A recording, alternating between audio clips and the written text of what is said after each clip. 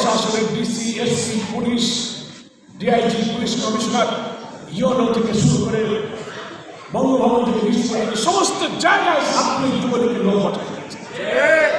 তারা অন্যায় করেছে, জুলুম করেছে, কোন অপরাধে মিথ্যা মামলা হাজার হাজার লাখ লাখ টাকা দিয়ে দিয়েছে। আপনি প্রশাসনের এইসব জঞ্জাল সাফ না করে এক্ষুনি আবার আর একটা ইলেকশন দিলে তো কি ইলেকশন হবে? হবে?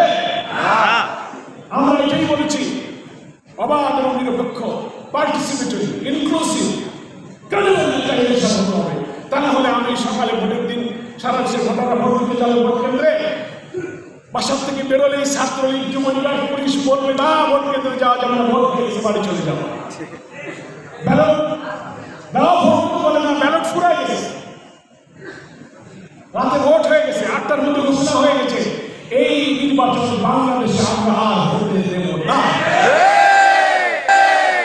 তাই আমাদের ঋণ হলো, শহীদের রক্তে ঋণ হলো একটা সুষ্ঠু নির্বাচন পর্যন্ত এই অন্তর্বর্তীকালীন সরকারকে দেশ গঠনে সংস্কার কাজ, আমাদের সংবিধানের সংস্কার লাগবে, ইলেকশন কমিশনকে সংস্কার করতে হবে, রাষ্ট্রযন্ত্রের মধ্যে ঘাটতি পেয়ে বসে থাকা 15 বছরের জঞ্জাল সাফ করে তারপরে আমরা নির্বাচন দেব।